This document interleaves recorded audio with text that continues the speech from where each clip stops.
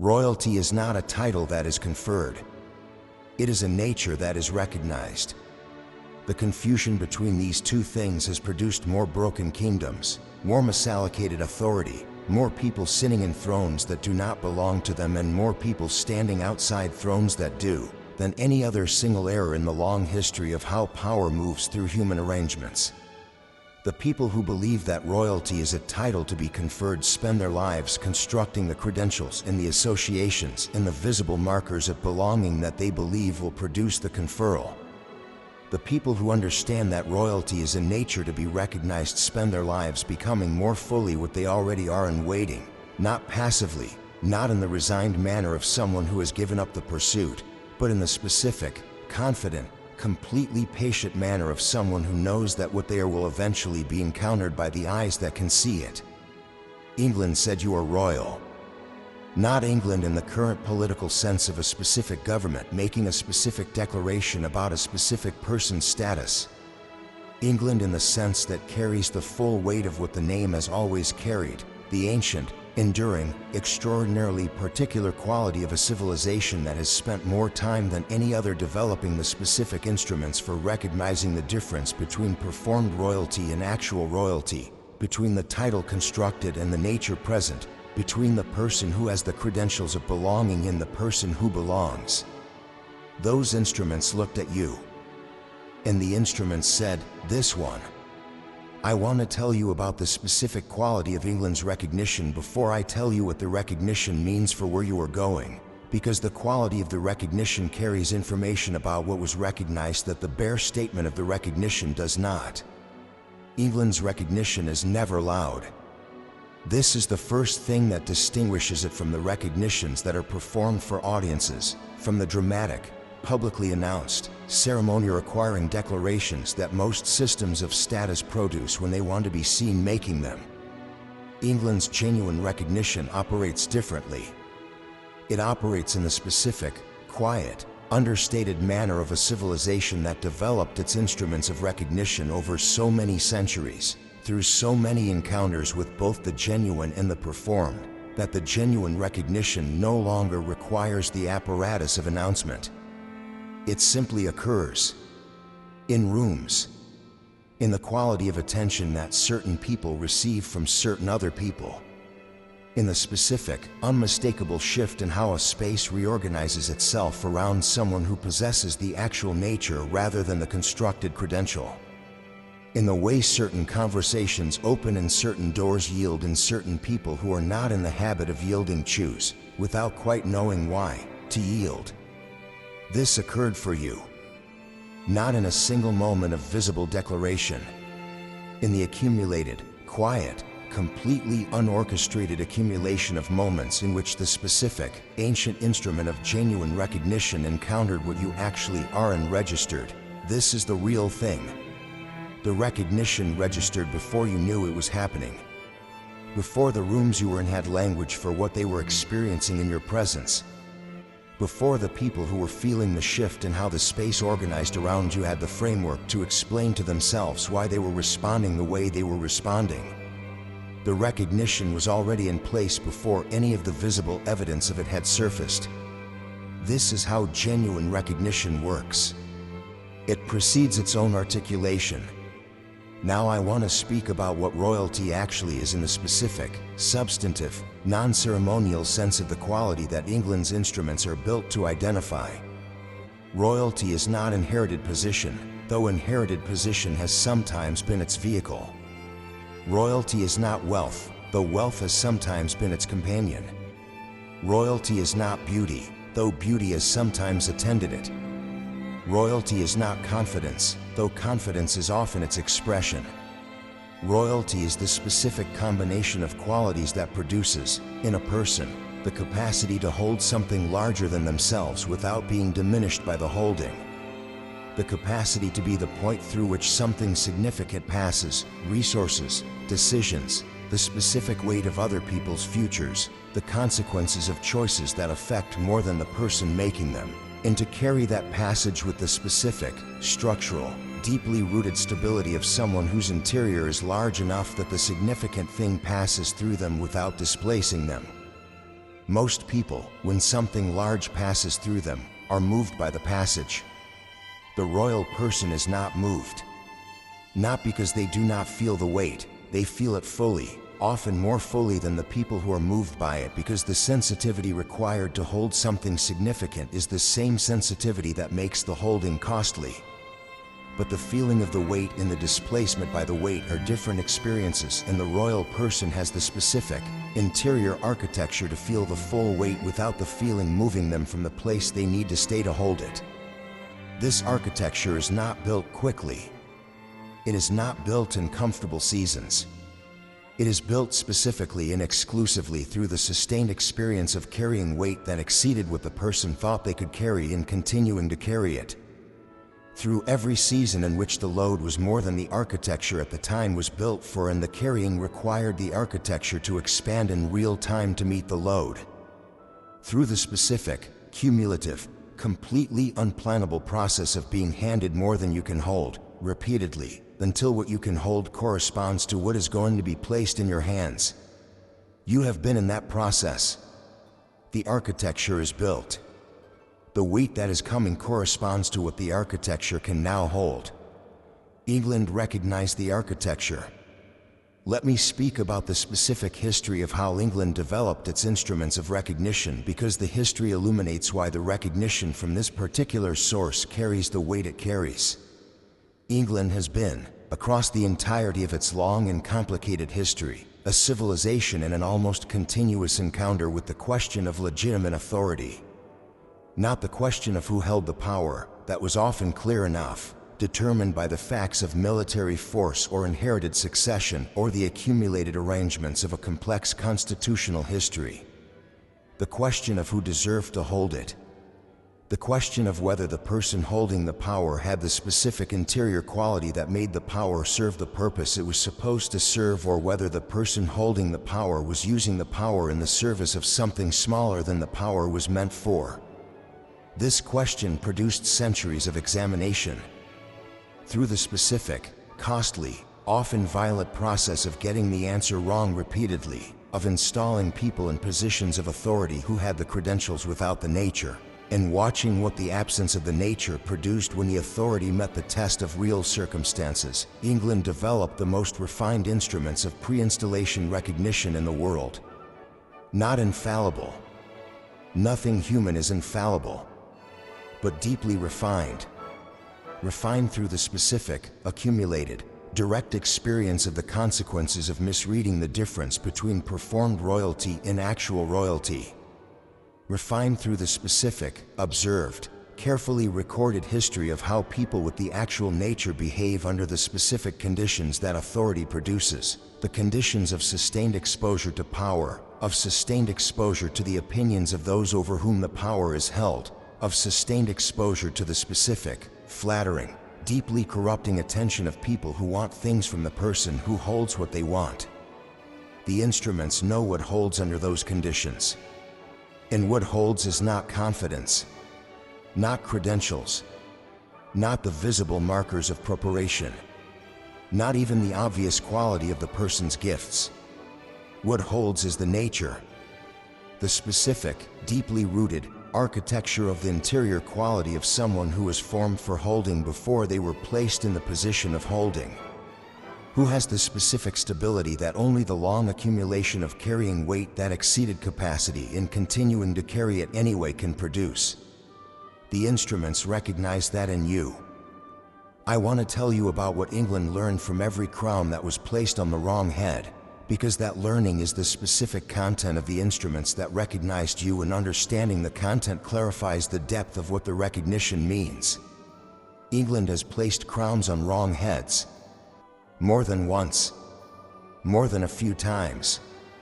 With consequences that were specific and historically documented, and that cost the civilization and the people within it specific, real, completely avoidable costs that were directly attributable to the gap between the nature required by the position and the nature actually present in the person who held it. The patterns across every misplaced crown were consistent. The person without the nature could not hold the weight of the position without the position changing them. The weight displaced them. Not immediately, the displacement took time, and in the early period of the occupancy, the person's own effort and the support of the structure around them often sustained a quality of governance that appeared adequate. But as the real tests of the position arrived, the tests that every position of genuine authority eventually produces, the tests that cannot be managed by effort or by the support of the structure and that require the interior architecture to hold without any of those aids, the person without the nature revealed the absence. Not through dramatic failure in most cases. Through the specific, gradual, accumulating quality of decisions that were slightly wrong in the direction of the person's own preservation rather than the domain's actual needs. Through the slow, consistent, barely perceptible drift of a governance that was organized around the management of the weight rather than the holding of it, around the reduction of the load to what could be managed rather than the expansion of the capacity to what the load required. The domain shrank to fit the governor rather than the governor expanding to fit the domain. England watched this happen enough times to build instruments that could detect the difference between the person who would expand to fit the domain and the person who would shrink the domain to fit themselves before the crown was placed. The expansion type is specific. It is the person who, when the weight increases, does not reach for the nearest available mechanism to reduce the weight. Who sits with the increased weight. Who lets the sitting with it do what sitting with weight does to a person who has the architecture for it, who lets it compress and deepen and expand the carrying capacity rather than depleting it. Who emerges from the increase with more capacity than they entered it with rather than less. This is what the instruments look for. This is what the instruments found in you. Not the absence of the weight. You have carried enormous weight and the weight has been real. But the specific quality of what the weight did to you. Whether it produced in you the diminishment that weight produces in people who do not have the architecture for it, or the expansion that weight produces in people who do. You expanded. Every season that was designed to diminish you produced expansion instead. The instruments know this. The recognition is the acknowledgement of it. Now I want to speak about what you are royal over. Because royalty without a domain is a word without a referent, a title with no territory, an authority with no sphere, or recognition with no corresponding responsibility. The recognition England's instruments extended toward you was not honorary. It was not the social, polite, generalized acknowledgement of someone whose general quality was impressive without a specific function. It came with a domain. The domain is the specific territory that your formation was preparing you to govern. Not govern in the old sense of command and control. The governance models of the old era are the models that are being replaced, and the royalty of the new era does not function through command and control any more than a river governs the landscape it flows through command and control. It functions through the specific, irreplaceable, cannot be substituted quality of a person whose presence in a territory changes the territory. Your domain is the territory that changes in your presence.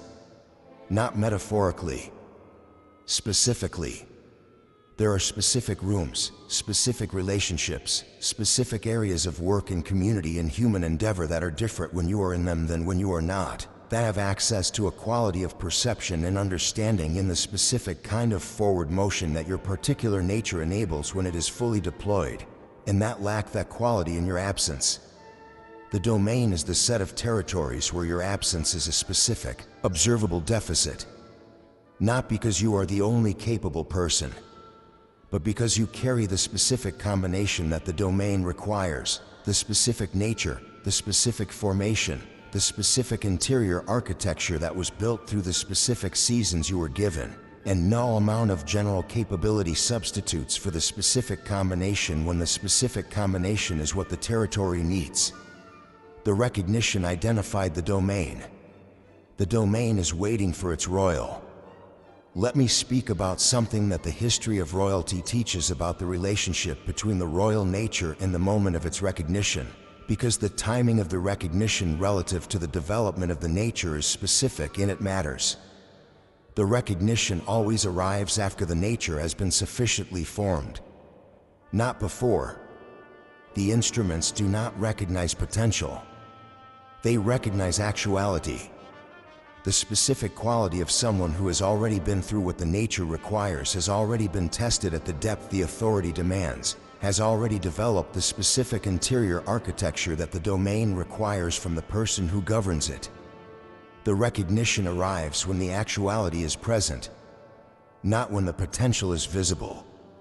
This means that every season that preceded the recognition, every season of the formation that felt like the most private, the most invisible, the most unrecognized period of your life, was the season the instruments were waiting to be completed before the recognition could be accurate. The instruments do not recognize the person in the middle of the formation. They recognize the person who has arrived at the formation's completion. You arrived at the completion. The recognition arrived when you did, not before. Not at an earlier point in the development when the nature was present but not yet fully tested. When the testing was sufficient. When the interior architecture had been exposed to enough of what it was going to need to hold that the holding capacity could be confirmed rather than estimated. The timing of the recognition is the confirmation of the formation's completion. You are formed. The timing confirmed it. Now I want to address the specific quality of how the royal person moves through spaces that were not built for them, because this is the daily, practical, completely unglamorous reality of royalty in the period between the recognition and the installation, the period you are currently in, and it requires specific understanding to navigate without either the performance of the royalty that was recognized or the denial of it. The royal person moves through spaces not built for them with the specific, quiet, completely undemonstrative quality of someone who does not need the space to confirm what they are in order to be it. This is harder than it sounds. The spaces not built for you will do what spaces not built for their occupants always do. They will apply their own framework to the person who does not fit them and interpret the non-fitting in the space's own terms. The space built for a certain kind of person will experience the royal person as something that does not fit the space's categories and will reach for the nearest available category that partially corresponds to the observable qualities of the person who doesn't fit. The category will not be accurate, and the inaccurate category will produce a specific set of responses from the people inside the space, responses calibrated to the category rather than to the actual person. Responses that will feel, to the actual person, like being encountered through glass. Like every interaction is happening one step removed from what is actually present because the space is interacting with its own interpretation of what is present rather than with what is present. The royal person does not break the glass by announcing the inaccuracy of the category. They simply continue being what they are, fully and consistently and without the performance of what they are, until the accumulation of direct encounter with the actual person produces enough evidence that the category is wrong that the space has to revise the category or acknowledge its own inadequacy as a container for what it is trying to hold. The royalty wins the space not by asserting itself, but by persisting. By being more real than the category over time. By continuing to be what it is in the face of every interpretation that is not it until the interpretations exhaust themselves against the specific, unchanging, completely inexhaustible reality of the actual thing. The actual thing always exhausts the interpretations. Not quickly, not without cost, but always. You are in the process of exhausting the interpretations. The process is not over, but it is further along than it has ever been, and the distance remaining is shorter than the distance already covered. Persist. I want to speak about the specific quality of royal silence because it is one of the most misunderstood and most consistently underdeployed qualities in the person who carries the royal nature, and because its misunderstanding has cost people who had the nature more than any other single misunderstanding about what they are. Royal silence is not the silence of someone who has nothing to say. It is not the silence of someone who is spoken over and could not find the opening to speak. It is not the silence of someone who calculated that the response was not worth the cost. These are ordinary silences, silences that are produced by the absence of something rather than by the presence of something. Royal silence is produced by the presence of something. It is the specific, full, completely inhabited silence of a person who understands that what they carry does not require continuous vocalization to remain real. Who has developed, through the specific formation of someone who has carried weight that exceeded their capacity and continued to carry it without the external confirmation that would have made the carrying easier, who has developed the specific, rare, completely unperformable quality of being able to hold what they hold in silence without the silence threatening what is being held. Most people who carry something significant cannot be quiet about it. The carrying creates pressure and the pressure produces speech. The continuous, often unconscious externalization of what is being carried is a mechanism for managing the pressure of carrying it. The articulation of the weight distributes some of the carrying to the people who hear the articulation. The sharing makes the carrying lighter. The royal person does not need to distribute the weight this way. The architecture is sufficient to hold it without the distribution. And the silence that the sufficient architecture produces is one of the most specific and identifiable qualities that England's instruments are trained to recognize. Not the silence of the empty, the silence of the full. The silence of someone whose interior is so adequately populated with what it is carrying that the external silence is not emptiness but density, not the absence of content but the presence of more content than speech can contain. England recognizes this silence. It is one of the specific things the instruments are looking for in people whose authority is to be trusted with weight that matters. Your silence has been recognized. Not as nothing, as density. The rooms that received your silence as absence were misreading the instrument. England's instruments read it correctly. I want to speak about the specific responsibilities that come with the recognition, because royalty that is recognized and not exercised is the specific, wasteful tragedy of every era in which people who had the nature failed to occupy the domain that was theirs to govern. The first responsibility is the quality of the decisions made inside the domain. The royal person's decisions in their domain carry a specific weight that the decisions of people who are not royal in that domain do not carry. Not because they are more intelligent or more informed or possess any technical advantage over the other people whose decisions affect the domain.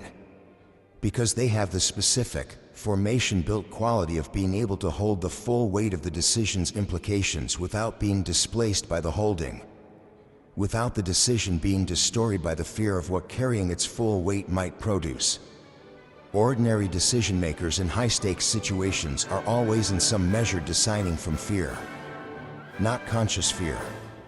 The specific, structural fear of a person whose interior architecture is not large enough to hold the full implications of the choice without the holding producing some displacement. Who has to protect themselves from the full weight by not fully looking at it. Who makes decisions that are slightly adjusted away from what the full weight would produce by the specific, below conscious gravity of what the full weight would cost someone who cannot fully carry it. The royal decision maker looks at the full weight and holds it, and decides from the holding rather than from the protection from the holding. The quality of what the full weight decision produces is the specific quality that the domain needs from the person who governs it. The decisions that are made from the full holding rather than from the protection from it are the decisions that the domain could not produce without the royal presence. Make those decisions in your domain at the full weight. The second responsibility is the quality of the people you bring into proximity. Royalty in any era has always had the specific capacity to locate, recognize, and elevate people whose nature corresponds to the domain's needs but who would not have been found or elevated by the existing arrangement without the royal presence to recognize them. The existing arrangement's instruments of recognition are calibrated to find the people who fit the existing arrangement's categories. They consistently miss the people who exceed the categories, the people whose nature exceeds what the categories were built to see. The royal person's instruments are calibrated differently. They see past the category to the nature. They recognize in people the same quality that England's instruments recognized in you, the quality of the actual thing underneath the category that was applied to it. and the royal person's recognition of that quality in someone who has been unseen by the existing arrangement's instruments has the specific, transformative power of the first authoritative confirmation that a person who has been categorized incorrectly receives. The confirmation changes what they can become, not by giving them something they did not have, by confirming what they had that was not being confirmed, by removing the specific, heavy, growth-limiting burden of being encountered consistently through the wrong category and giving them, in its place, the specific, liberating, growth-enabling experience of being seen accurately by someone whose seeing is trustworthy. Your seeing is trustworthy. Use it on the people around you. See them accurately. Tell them what you see. Let the accuracy of the seeing do what accurate seeing has always done for the people who receive it. Let it remove the category that was limiting them and replace it with the recognition that allows them to occupy what they actually are. The third responsibility is the quality of what is built in the domain and what the building leaves behind. Every genuine royal leaves something in their domain that the domain would not have had without the royal's presence, and that continues to function after the royal has moved on. Not the royal's image or the royal's legacy in the sense of a monument to their own occupancy. The specific, structural, living improvement in the domain's capacity to do what it exists to do that the royal's governance produced. The improvement is the legacy, not the story of the improvement. The improvement itself. The domain that was less able to hold what it was meant to hold before the royal governed it and more able to hold it after. The specific, practical, functioning better than it was before quality of a territory that was governed by someone who had the nature for governing it. Build that improvement. Deliberately. Specifically. With the clear understanding that the building is not for your own recognition but for the domain's capacity, for the specific, future, after you are gone quality of a domain that holds better because you were in it. Build what stays. Let me speak about the relationship between England's recognition and the specific people in your proximity who have not yet made it. Because England's recognition does not arrive in a vacuum. It arrives in the context of a specific social landscape that includes the people who know you and the relationships that have been built in the history of how you have been perceived by the people closest to you.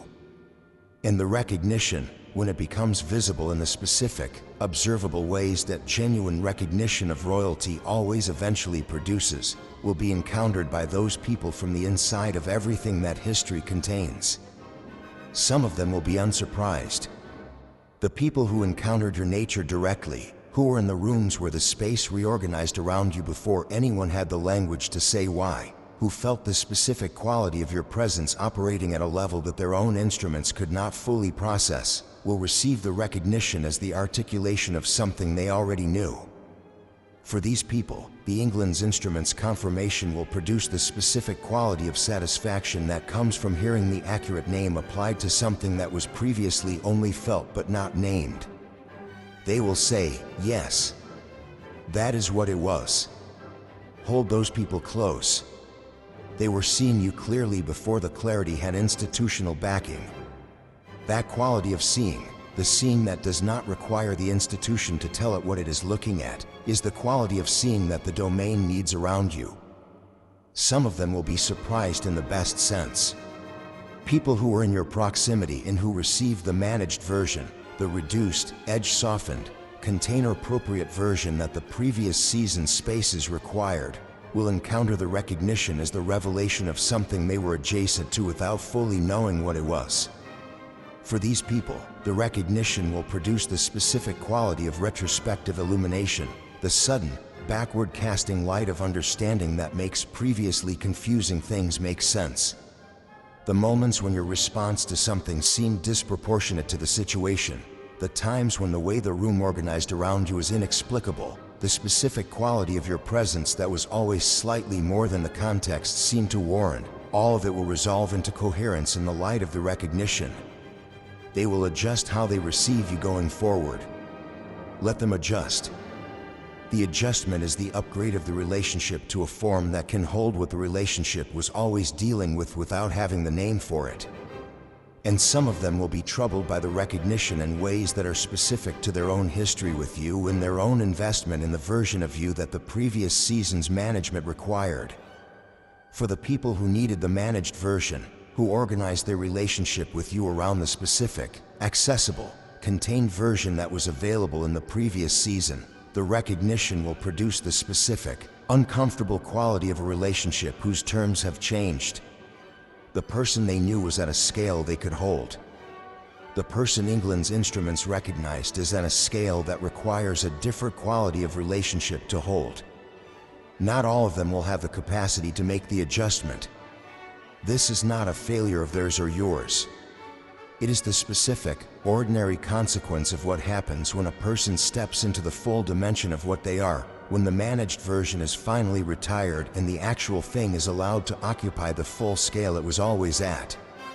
The relationships that were built on the managed version were real relationships. They served real purposes. But some of them were sized for the managed version and cannot simply expand to hold the actual thing without the expansion requiring something the relationship was not built with. Let the relationships that cannot expand release gracefully. The release is not rejection. It is the honest acknowledgement that what was between you and what is between you are different things, and that the honesty of acknowledging the difference is more respectful of what was real between you than the performance of continuity that the change cannot actually support. Let me close with something about what England's recognition requires of you going forward that is specific to the character of the recognition itself. England does not recognize and then sustain the recognition regardless of what the recognized person does next. The recognition is not unconditional in the sense that other things we have spoken about are unconditional. It is based on the observation of a nature. And the nature, to remain recognized as what it was recognized as, must continue to express itself as what it was recognized as. Not perfectly, nothing human expresses perfectly, and the instruments do not require perfection. But consistently, in the specific, ongoing, daily renewed expression of the nature that was recognized, through the building of what the domain requires and the exercise of the responsibilities that the recognition carries and the quality of the decisions made from the full weight and the accuracy of the scene directed at the people around you. The recognition must be lived. It cannot be banked. It cannot be stored in a title and drawn upon when convenient. It is the daily, present, completely active expression of what was recognized, the nature operating at full capacity in its domain, building what the domain needs, holding what the domain places in its hands, seeing what the domain's own instruments cannot see. This is what was recognized. This is what the recognition requires. This is what the royal does with the domain England's instruments confirmed belongs to them. You are royal, not by conferral, by nature. The nature was recognized. Now exercise it. In your domain. At full capacity. From the full interior architecture that was built for exactly this. England said you are royal. England was not wrong. Live accordingly. There is one more thing that needs to be said before this conversation closes, and it is the thing that completes the account of what England's recognition actually means for someone whose lineage does not run through any castle, whose ancestry does not appear in any record of noble houses, whose arrival in the world was not accompanied by any of the visible markers of the royal birth that England's long history has associated with the royal nature. The nature is not inherited through blood. It is forged through fire. Every genuine royal lineage, examined with sufficient depth and sufficient honesty about its own origins, traces back to a person who was not born into what they became, who was born into something else entirely, who was given the fire rather than the crown, and who, through the specific, costly, completely unplanned process of being inside the fire and continuing to hold what they were holding while inside it, became what the crown required rather than what the birth produced. The bloodlines came after. The nature came first. The nature was always what the bloodlines were trying to preserve, the specific, forged-in-fire quality that the first ancestor developed in the conditions that were given rather than the conditions that were chosen. The bloodlines were the civilization's attempt to pass that quality forward without the fire, to produce, through the inheritance of the blood of the person who had it, the quality in people who did not have to go through the fire to get it. It never fully worked. The quality that is passed through blood is always a diminished version of the quality that was forged in fire. The fire produces something that the blood cannot fully transmit because the transmission requires the direct, embodied, cannot be inherited only lived experience of being inside something that was trying to remove what you are and discovering, in the surviving of it, what you are made of. You were inside the fire. You discover what you are made of. You carry the quality in its forged form, in the form that the bloodlines were always trying to produce through inheritance and could not because the inheritance was always the copy and you are the original. England's instruments, when they are working correctly, recognize this. They recognize the forged quality. Not because of where it came from or what bloodline it traveled through to arrive in the person who carries it. Because of what it is. Because of the specific, unmistakable, completely authentic quality of something that was built in the fire rather than passed through the blood. The recognition is of the fire's product. You are the fire's product. England recognized it. The recognition stands. Not contingent on the bloodline. Not contingent on the birth. Not contingent on anything except the nature that the fire produced and that the instruments confirmed. You are royal. By fire. By formation. By the specific, irreversible, completely non-transferable quality of someone who was given the conditions that produced the nature and who produced the nature. England said it. The fire confirmed it. Now live it. Fully. In the domain that is yours. With the authority that the recognition carries. From the interior architecture that was built for exactly this weight. The royal does not wait to be installed. The royal occupies the domain.